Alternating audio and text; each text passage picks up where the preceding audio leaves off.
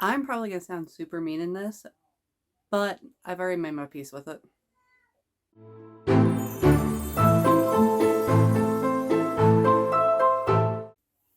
Hi everybody, welcome back to A Well-Read Nerd. As you can probably tell by the title, I'm going to be talking about why I canceled my Bookish Box subscription and why you guys probably aren't going to see them on this channel again anytime soon. And then I'm going to unbox the last box that I got from them. This box actually came in September.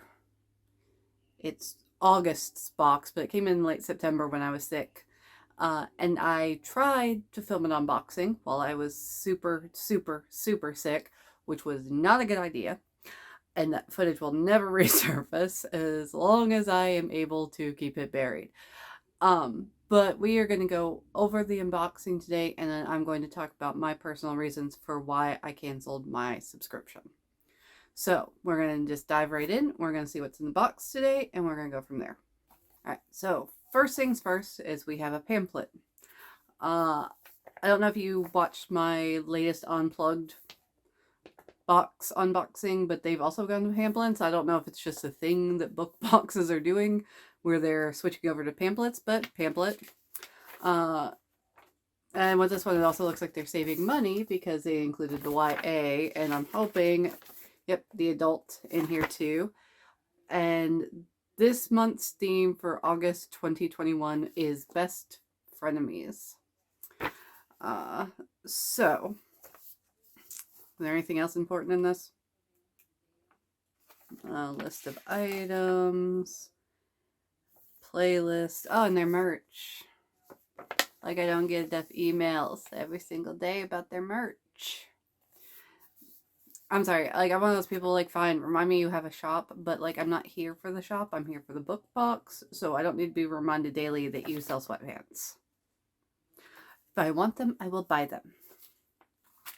Alright, so digging in here, there is not a lot of stuff in this box.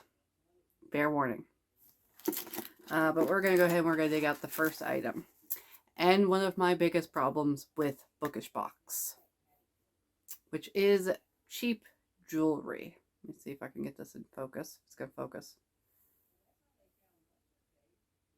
But it says, I can't even read what it says.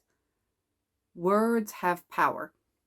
The reason why I called this cheap jewelry is because the previous month's July, I actually got a pair of earrings that I would wear.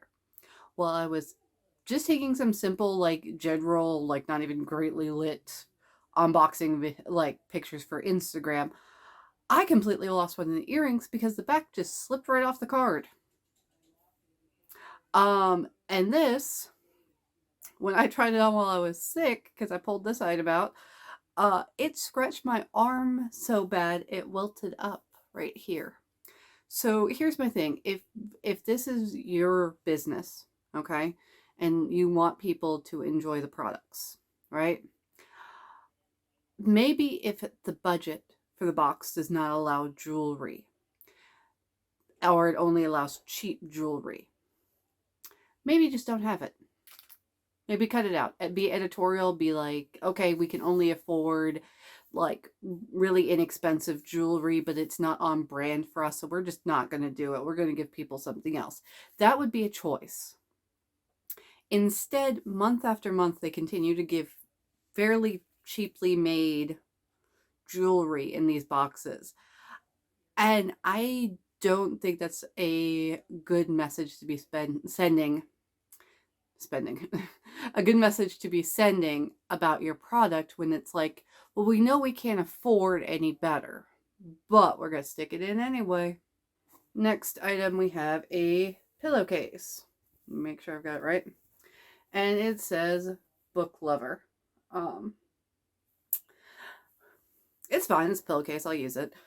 But apparently there's some people that are kind of like me and are just as mad, because while I was looking around on Poshmark the other day, because sometimes I buy off Poshmark, I'm cheap, I saw like 4 or 5 postings with this pillowcase.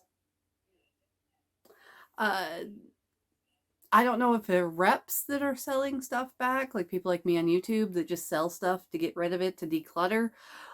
But yeah, there was 5 postings with this pillowcase. I don't know how many are now. I mean, people could have bought them. They were fairly inexpensively priced. I think one of them was for like $3 and maybe a couple other were like $5. So, you know, there's that. If you want one, go over there and look. There still might be one left available. But yeah, it doesn't show a great integrity of your products that you're putting together, especially because this isn't a vendor item, as far as I can tell. There's no vendor information in the little booklet, okay? Which means they curated this and had it created for the box. And people just went, meh, I'll see if somebody wants to buy it on Poshmark. Yeah. There's that. I mean, lots of people give away or sell lots of things on Poshmark from subscription boxes. I'm not knocking that. I'm knocking the fact that this particular item was so frequently spotted while I was looking around. Because, spoiler alert, I buy things from subscription boxes sometimes on Poshmark. Not the actual boxes, just random stuff that I want that I can't get a hold of. Alright, next item. We have a hat. It says, flawless, my dear. Got one of those little, like, clippy things in the back. And doesn't look terrible on me. I would actually probably prefer it if it didn't have this. Like, if it was just a plain black hat. Am I being too picky?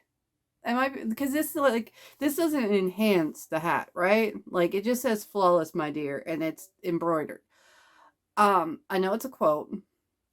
I'm assuming it's a quote. If not, they just really want to put that on a hat. But it like takes away. Like, I would much rather have had like an image, maybe like something like that, like a book, or you know, if you're going generically bookish, you could do like a stack of books or something like that. But like, it's a black baseball hat. I'll use it while I'm doing yard work, or if I need something kitschy for Instagram photos, I'll pull it out of my coat rack and it'll get used. All right. Next we have a bookmark. And there we go. And it says, dearest gentle reader, Lady Whistledown, which I'm assuming is a Bridgerton quote. I think there's a Lady Whistledown character in there. I think so. I mean, it's fine. It's a bookmark. Nothing fancy, no tassel. It's fine. Okay, I'll use it. All right, and next we have an item I literally rolled my eyes when I saw. Is this. Right, and it says the Bookish Box on it. I'm not sure if that's showing up. It's really faint. I think it sort of blends in. But my problem with this isn't the item in and of itself. Okay, not necessarily. The problem is this is a pen. And things like this, with this little jewel thing on the end, you can buy super, super cheap on AliExpress. Like, I'm going to see if I can find a picture of something incredibly similar on AliExpress, and I'll put it in here. But yeah, and even like I've heard other YouTubers and stuff talk about the fact that you can have things personalized on AliExpress. I didn't know that was an option. Apparently it is. So again, it doesn't speak of anything of like why I should be getting this box. That's all the items as far as I know. I don't think there was anything else. Let me look. Except for naturally the book. Let's see. Foiled bookmark, decorative pen, throw pillowcase, bangle. Oh, shirt. I got a shirt in this. Where did I put it? Just a sec. I took it out of the plastic and I set it aside earlier while I was getting ready, and then I forgot about it. But this is what it looks like. It says, love comes in, what is it? Stacks. Love comes in stacks. And it's a nice shirt. Like, it's, you know, none of these shirts that they sell are bad quality. It seems to be pretty well, like, stuck on there. Like, no complaints about the shirt. However, Like, you could trim some of the fat from your budget if you just did something that was a shirt and a book and charged the same amount. I'm just saying. But speaking of books, we're going to get into the book, which for once came in one of these things. I'm not sure if they're always supposed to come in them, and this is the first time I just got one, but it came like this. And we have Bombshell by Sarah McLean. That's a nice cover. Let's see. Is it a special edition? It looks like a special edition cover. That's why they had to cheap out on the rest of the items. Special edition covers are expensive. Here's the original. Ooh, the original cover. But yeah, let's see if it fell down in. But there's a book plate, so from the author, which is nice, and that will definitely go on the front cover. We'll get into my stuff here in a minute as soon as I figure out this. All right, I just go on the front cover. I can't get the back of it off. All right, and let's see what the book's about. Almost lost the book plate. Let's see. A pretty standard romance novel, like Bodice Ripper romance novel, which I like, but eh. It says, after years of living as London's biggest scandal, Lady Cicely Talbot has embraced the reputation and freedom that comes with the title. No one looks twice when she lures a gentleman into the dark gardens beyond a merry fair ballroom, and no one realizes those twice are not what they see. No one, that is, except for Caleb Calhoun, who has spent years trying not to notice his best friend's beautiful, brash, brilliant sister. It's a lot of alliteration. If you ask him, he's been a saint about it, considering the way she looks at him, and the way she talks to him, and the way she felt in his arms during their ill-advised kiss. Except someone has to keep Cecily from tumbling into trouble during her dangerous late-night escapades. And maybe close proximity is exactly what Caleb needs to get this infuriating, outrageous woman out of his system. But now Caleb is the one in trouble because because he's fast realizing that Cecily isn't for forgetting, she's forever. And forever isn't something he can risk. Alright. I swear, I always have the hardest time reading the summaries for the books that they include in here. And I don't know if they get all of them from the same publisher, and the publisher has the same team that puts together the blurbs for the books. It's a distinct possibility because, spoiler alert about the publishing industry, is usually by the time you get to your second or third novel, and I think, yeah, she's a New York Times bestseller. Authors don't write their own blurbs. The publisher hires somebody to write their blurbs for them. And sometimes the people who write the blurbs aren't really the best at writing. They're great at marketing. They know buzzwords and things like that, and sensationalism and things, but not always the best writers. So there's that. This sounds more interesting than some of the other books that I've gotten from them. The 2 of the 4 books I will probably never read. The other one I might read only because it's a fantasy novel. And I'm a sucker for fantasy. But this is my last unboxing from them. Now we're going to get into why I canceled. Because I canceled before I even got this box, okay? I tried to cancel before I got billed for this box. And that takes me into problem number 1 with this company. I reached out because of the delays that they were having. Things were over a month late, and I was like, hey, I can't afford to be billed anymore without receiving anything. Can you please tell me how to cancel my subscription? I can't find it on your website. And instead of just being like, okay, we're sorry about the delays, here's how you do it, I instead got a very wordy email about how they were so sorry for the delays and new things are coming and, all of this. And it did not answer my question at all. Which is all I wanted. They could have literally copied and pasted from the FAQ thing that I couldn't find. I found the FAQ, like, but the FAQ of where to cancel. They could have literally just copied and pasted that, shoved it in an email, and sent it to me. Because here's the thing, I work in customer service. I've done customer service my entire adult life, pretty much, in one form or another. And here's the thing nobody will ever tell you. Customer retention is BS. Like, if they tell you that your job is customer retention isn't a thing, okay? A fraction of people can be talked into continuing to spend their money. Yes, a little bit of a discount, this or that, maybe a little freebie, that kind of thing. Always with an incentive, you can talk somebody into it. However, most people are opinionated and stubborn, and when they decide they don't want to spend money on something, they're not going to spend money on it. So if somebody says they want to cancel, the first thing you should do is tell them how, and then ask them why they're leaving. Because that asking you why you're leaving is more important than whether or not you stay.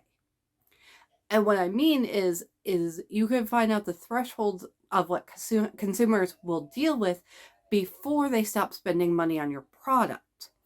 At no point, because I sent emails back and forth, did they ask me why I wanted to cancel. None. Like, I just said that I wanted to cancel because I couldn't afford to be billed anymore. But other than that, like, they weren't like, okay, like, we're working on this. Would you like to suspend your billing and like, none of that. None of that was in the emails. It was just talking about how things were going to get better. So finally I found out how to cancel my subscription. And I did.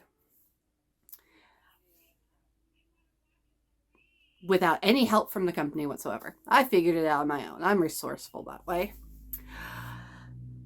But getting back to why I canceled, and this is very, very important.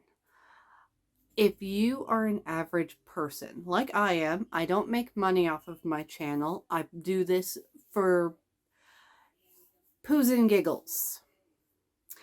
I do this because I buy things and I try things out, and I have found it hard to see honest opinions online. You see a lot of reps and promoters and things like that hawking whatever it is on social media. I'm not hawking crap, okay? Like, if I don't like it, I don't care how much they pay. Speaking of which, if anybody wants to sponsor my videos, let me know. If you're not an a-hole, I will consider it. It helps pay for all this stuff. That's it, basically. But yeah, it is the fact that if you are spending your money, you work for that money, or you get it from your parents who work for that money, you should be receiving the crap you pay for. Okay? This isn't like a nebulous ether thing that you never really consider, like a subscription to like a streaming service or the money they take out for bank like fees and stuff. Like, this is completely different. This is an item you are supposed to receive monthly. You pay them, they give you an item, specifically a collection of items. So the fact that you can't hold true on that base premise of a timely manner of delivering the products to the people who pay for them, that you continue to bill them month after month after month before they've received even half of what they've already paid for. That is a bad business practice, okay? I'm not saying the people that own this company are bad people. I'm saying they should consider whether or not they need assistance with figuring out the logistics of running their business. Because logistics is hard. These things are hard to do, and sometimes you fall flat. You build too fast. You get behind, and that's fine. You need to figure out when you need to ask somebody else for help. Anybody else for help. Like, get a consultant, do something. Like, hire more staff to help you figure out the logistics far enough in advance so that you can get this taken care of, especially considering that there are so many delays because of port issues.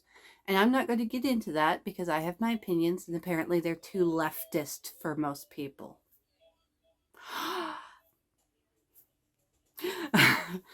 Anyway, yeah, like you can't just keep dropping the ball and expect people to keep paying. That's not how it works. People enter into a soft contract when they purchase from a company. The agreement is, I pay you, I get something. Okay, so that's the first problem right there, is not being able to consistently deliver just on the items themselves. So you need to think about that before you buy from this company, okay? Like I said, everything went okay the first month. They sent me the wrong box. It wasn't the one I wanted. They sent me the month that I subscribed in, even though they told me that wasn't an option. And then they skipped the next month. It wasn't a great start to the company, but I realize that sometimes things mess up and it's fine. The problem came with, by the time that August had rolled around, I had been billed almost $170 and not received anything. My first box, my July box, came in 2 days after I canceled my subscription.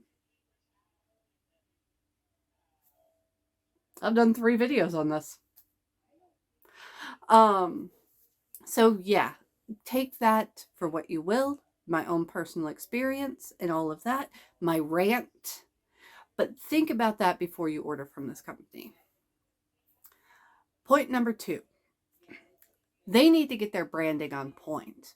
As I pointed out, a lot of these items in this box seem cheap. Not that they are necessarily cheap, because things cost money, but they look cheap. There's no theming to this box. If you've seen my other unboxings, there's theming to them. And I don't know if Unplugged Box is the exception to the rule, because I'm still delving into the world of book subscriptions. I bought this one at Unplugged Box. Unplugged Box I'm going to continue to get. This one I'm not. And a lot of that has to do with the fact that with the other company, I feel like I'm paying for an immersive, inclusive experience. I get things that go together. I get things that are sensory. In my, let's see, April, July, August. No, June. Okay. April, June, July, August. 4 boxes. I never received a candle. I never received anything of really like weight. I mean, they put tea drops in these things. Tea drops, I'm not sure if you're aware, are super cheap. They sell them at Walmart sometimes. Like those little things that you just dump into like hot water and mix tea. That was an item. Like a legit item, not an extra. So the problem is the fact that it feels like the company isn't putting the time and the effort into curating an experience here. Okay, I'm not seeing why I need to spend my money to keep buying this. Okay, it's like they're trying, but they're missing the ball. Like they have themes in the booklet, but the items never really seem to fit the theme. Like to me, I don't know why that is. It just seems sort of like a jumbled mess. July's box was a little bit better.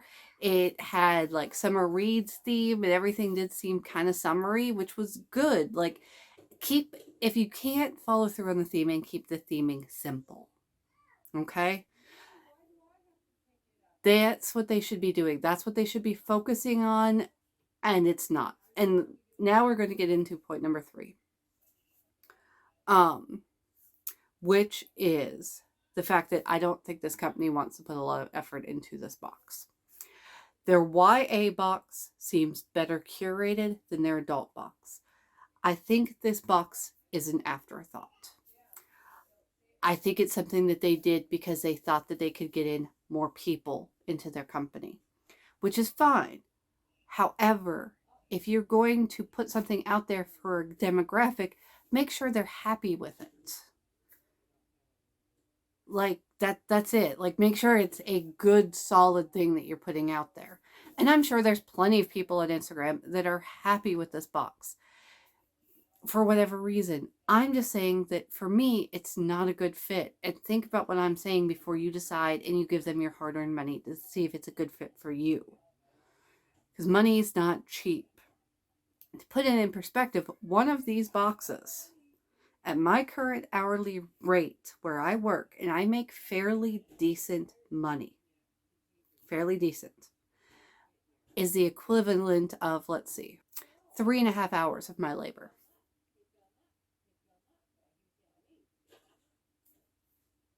So that is before taxes, people, before taxes. So yes, I'm not trying to shit on this company. I am not trying to be mean, because there will inevitably be somebody that loves this company that finds this video and thinks I'm just being mean. That's not it. I'm saying that this company falls flat in a lot of ways for me. And I want other customers to hear an honest opinion about it instead of something that the company paid for or sent somebody a free box to review. Or somebody that just thinks they'll get that one day if they keep saying nice things about the company. That's not how I roll. I don't say nice things unless they earn nice things, and they better earn them hard. So yeah, there's that. Take my opinion for what it will. Big old asterisk, my opinion. But yeah, that's it. I'm closing the chapter on Bookish Box. You probably will never see it again on my channel. That's the way it's going to go. Okay, I've been very disappointed with how they conduct their business, with not telling people about delays initially, and then being very wishy-washy about the delays. It's fine, just admit you effed up.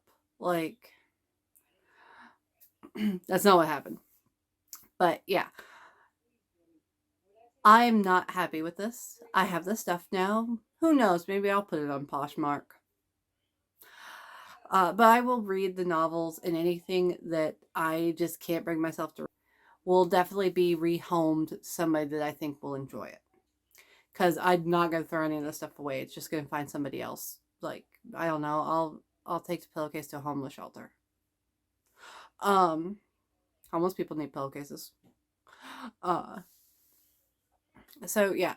And that's another thing. If you don't like a company and you don't like their products, don't just throw it away. Give it to somebody. Like, you're just creating trash. Like, there's already enough of that. Just give the stuff away. Give it to somebody else. Give it to a shelter or a foster program for kids. Something like that. That's my 2 cents. But that's going to be it for today. What do you think of my opinion? What do you think of Bookish Box? Leave me a comment down below. If you feel like it, give me a thumbs up. Subscribe. Go follow me over on Instagram. I have a frankly ridiculous goal in my head of getting 50 subscribers by the end of the year. I actually have 27 right now, which really surprised me, because like a solid like over 10 of them aren't friends, family, and coworkers that I badgered into subscribing to my channel. So there's that. But yeah, stick around. I have an unboxing playlist over here. You can look at some other things from Bookish Box that I have over there. I can give you a spoiler warning. They are salty from day one. This company burned me in a way. But yeah, that's going to be it for today. Thank you guys for watching. It's greatly appreciated. And hopefully maybe I gave you some information that's helpful. And that's always a good thing. All right. I'm going to talk to you later. Bye.